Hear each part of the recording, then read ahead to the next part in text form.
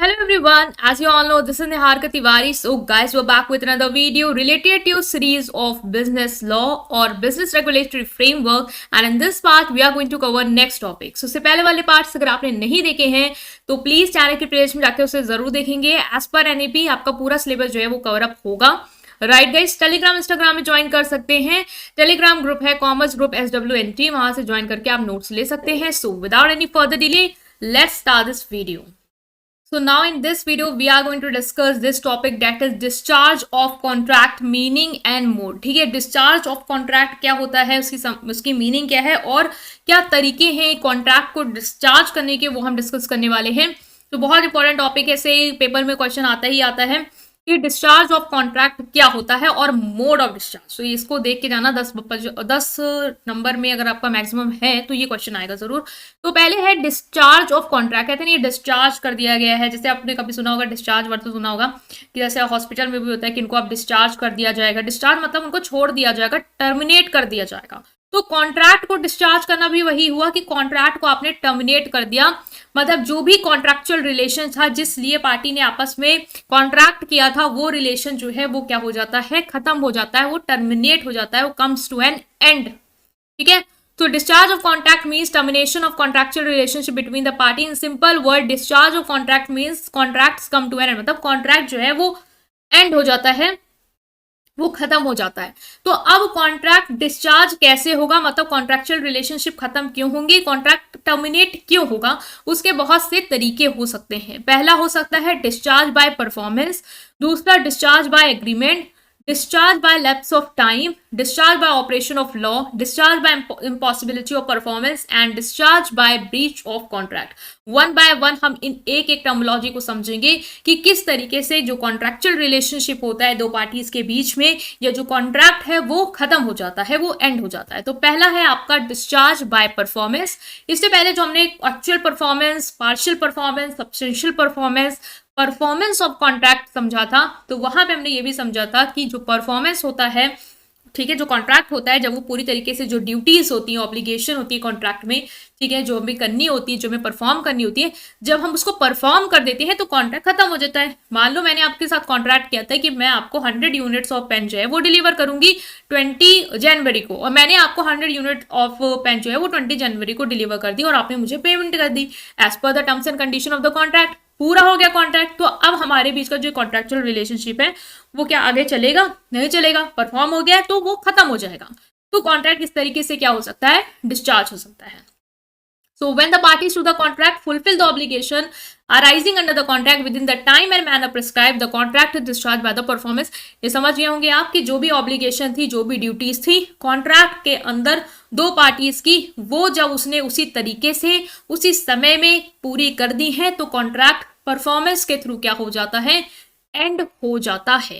जैसे पीटर ने एग्री किया था कि वो अपनी साइकिल जो है वो जॉन को सेल करेगा 10,000 रुपए में, और जॉन ने ये कहा था कि जब साइकिल जो है उसको डिलीवर हो जाएगी तो वो 10,000 रुपए पे कर देगा.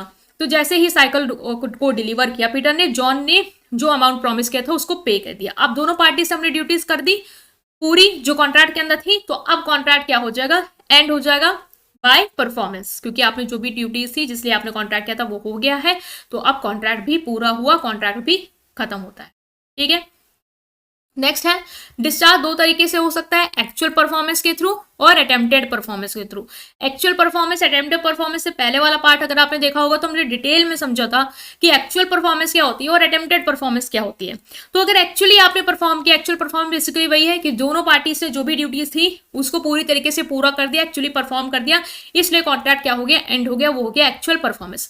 अटेम्प्टेड परफॉर्मेंस क्या होता है, अटेम्प्टेड परफॉर्मेंस हमने समझा था कि अटेम्प्ट होता है परफॉर्म करने का. जैसे कि पार्टी ए है, पार्टी बी है, तो पार्टी ए ने कहा था मैं आपको 100 यूनिट जो है वो डिलीवर करूंगी पेन की, कब, ऑन 20, और ए ने जो है वो 100 यूनिट लेके गया 20 को उसके गोडाउन में डिलीवर करने, बट बी ने क्या किया, बिना किसी अच्छे रीजन के उसको रिजेक्ट कर दिया. तो ए ने तो अपना काम पूरा किया लेकिन बी ने अपनी ड्यूटी जो है वो परफॉर्म नहीं करी. ठीक है, तो इस वजह से जब बी ने परफॉर्म नहीं करी, उसने रिजेक्ट कर दिया, तो उस केस में भी कॉन्ट्रैक्ट क्या हो जाएगा, डिस्चार्ज हो जाएगा, खत्म हो जाएगा, टर्मिनेट हो जाएगा. क्योंकि भाई आपने अटेम्प्ट कर दिया, आपने कोशिश कर दी, उधर से अगर एक्सेप्ट नहीं हुआ है तो फिर भी वो कॉन्ट्रैक्ट क्या हुआ, एंड हो जाएगा, उस तरीके से भी वो डिस्चार्ज हो जाएगा। अब भाई अगर एक को लीगल एक्शन ले रहे हैं बी के खिलाफ कि भाई तुमने कहा था क्यों नहीं अटेम्प्ट किया, क्यों नहीं लिया, तो फिर वो ले सकता है वो उस तरीके से, बट कॉन्ट्रैक्ट जो है वो वहां पे खत्म हो जाएगा, वो खत्म होके एंड हो जाएगा, वही होगा, ठीक है।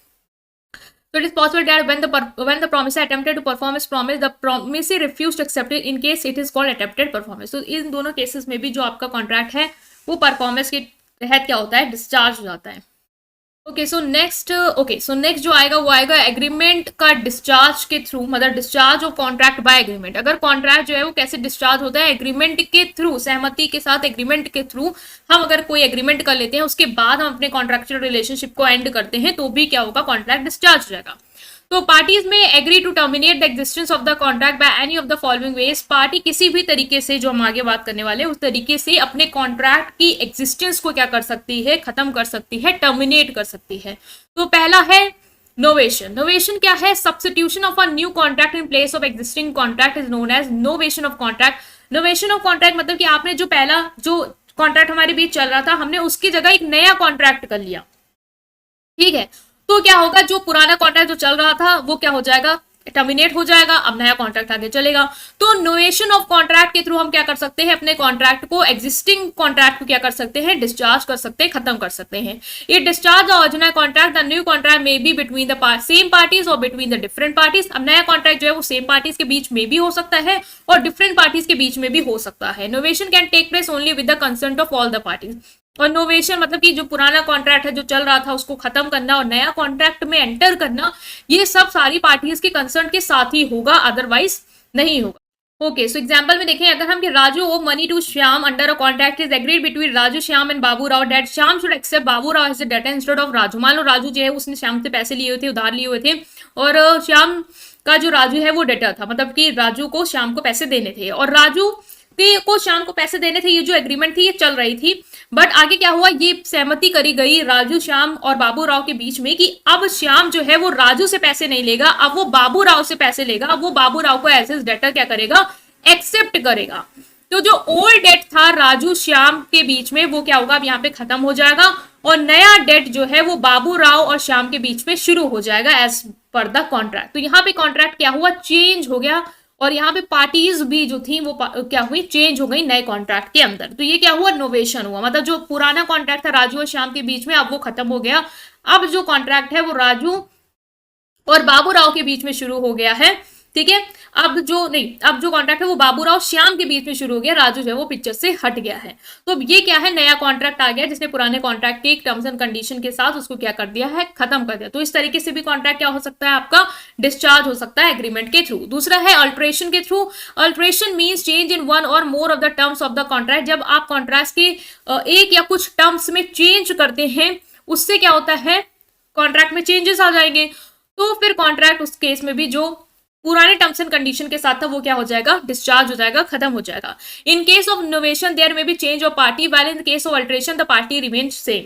नोवेशन के केस में क्या था, पार्टीज बदल रही थी, आपने देखा था वहां वाले एग्जांपल में, पहले राजू श्याम आपस में थे, बाद में बाबू राव और श्याम हो गए हैं और राजू जो है वो पिक्चर से हट गए थे नए कॉन्ट्रैक्ट में। तो यहाँ पे क्या है, पार्टी भी बदल गई वहां पे, लेकिन यहाँ पे अल्टरेशन में पार्टी नहीं बदलती है, सिर्फ कॉन्ट्रैक्ट की जो टर्म्स एंड कंडीशन है उसमें चेंज किया जाता है, ठीक है। But there is a change in terms of contract. Alteration can take place with the consent of all the parties. पूरे पार्टीज की सहमति के साथ जो पहले कॉन्ट्रैक्ट था उसमें हमने चेंजेस कर दिया, अब नए कॉन्ट्रैक्ट में हमने एंटर कर दिया, तो जो ओल्ड कॉन्ट्रैक्ट था ओल्ड टर्म्स एंड कंडीशन के साथ वो क्या हो गया, डिस्चार्ज हो गया, वो टर्मिनेट हो गया।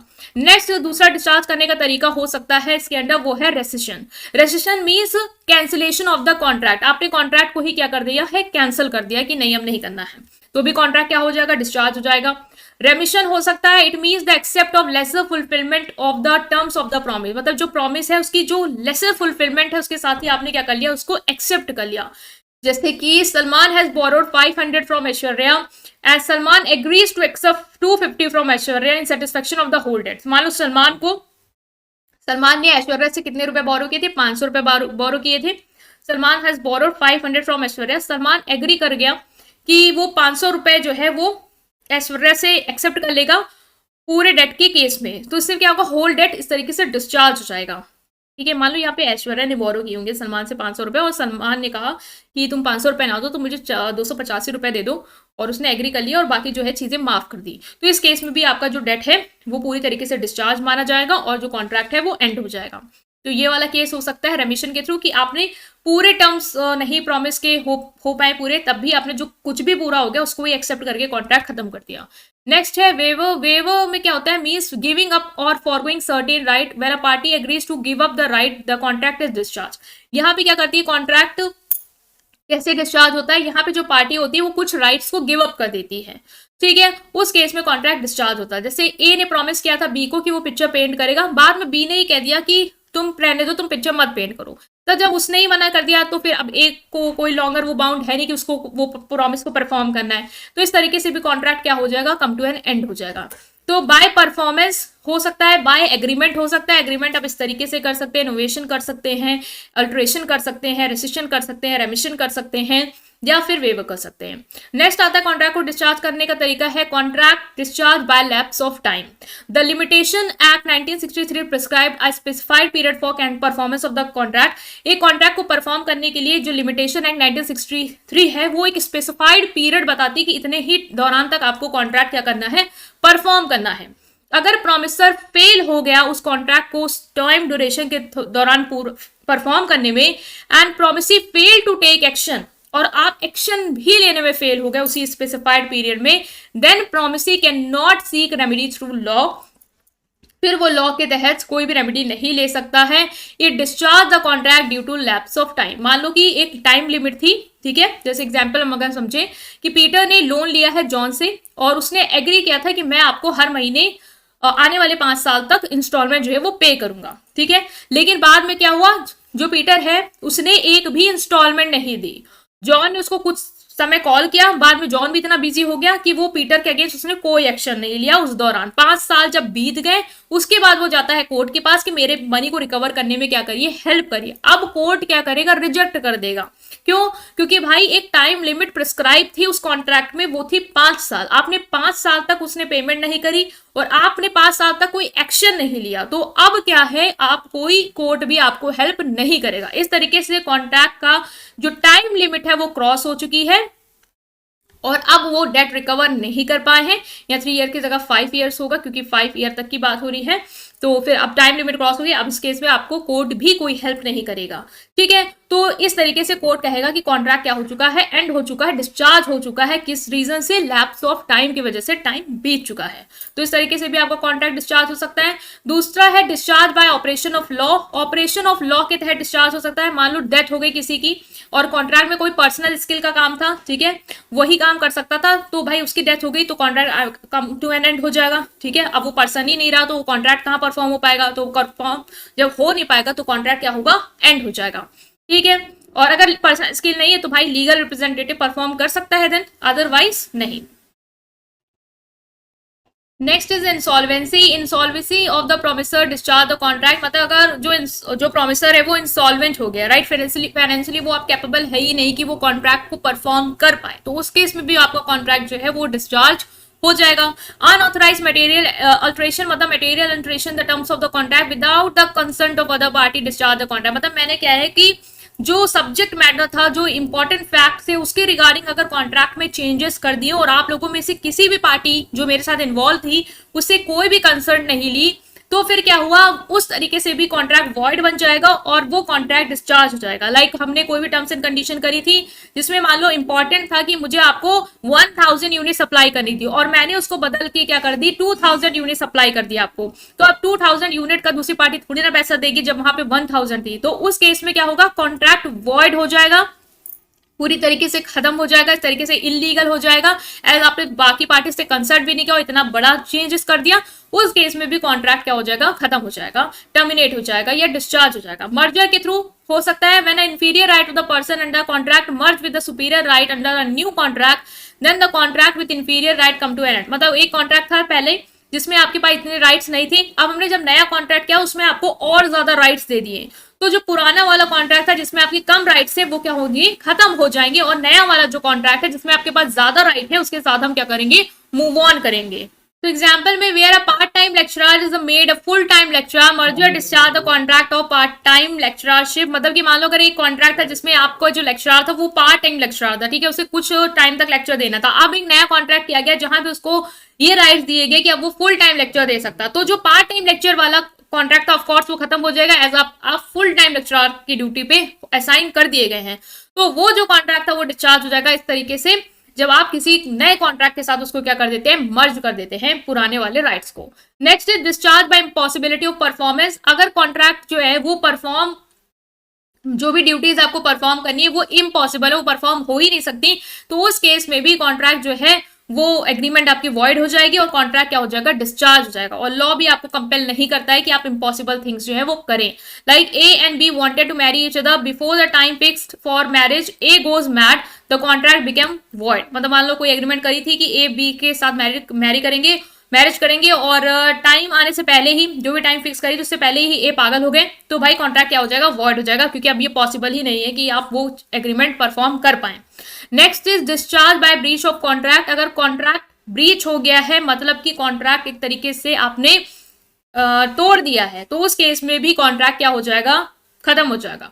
Breach means failure of a party to perform his obligation under contract, breach begins an end brings an end to the obligation created by the contract, मतलब कि अगर ब्रीच हो गया है मतलब कि कोई भी पार्टी है उसने अपनी ड्यूटीज, अपने ऑब्लिगेशन को परफॉर्म करने में वो फेल हो गई है, ठीक है, जो भी उसके कॉन्ट्रैक्ट के अंदर थी, तो उस केस में जो ऑब्लिगेशन एज उसने फुलफिल नहीं करी वो फेल हो गई है और कॉन्ट्रैक्ट बीच में क्या ही हुआ, टूट गया, ब्रीच हो गया, उस केस में भी कॉन्ट्रैक्ट आपका क्या हो जाएगा, एंड हो जाएगा, जो भी कॉन्ट्रैक्ट है वो डिस्चार्ज कर दिया जाएगा, जो भी पार्टीज हैं उनका कॉन्ट्रैक्चुअल रिलेशनशिप एंड हो जाएगा, आगे जो भी एक्शन वगैरह लेने हैं वो लिए जाएंगे, बट फिलहाल कॉन्ट्रैक्ट क्या होगा, खत्म हो जाएगा, ठीक है, आप किसी को अपनी ड्यूटी परफॉर्म नहीं करनी है। सो ये था आपका पूरा टॉपिक जो कि था कॉन्ट्रैक्ट के डिस्चार्ज को लेके, discharge of contract meaning and modes. So I have discuss all this topic. If कोई भी डाउट अगर रहता है आपको तो आप उसे कमेंट सेक्शन में पूछेंगे और वीडियो को लाइक करेंगे, चैनल को सब्सक्राइब करेंगे और इस पूरी प्लेलिस्ट को अपने फ्रेंड के साथ जरूर शेयर करेंगे। Thank you.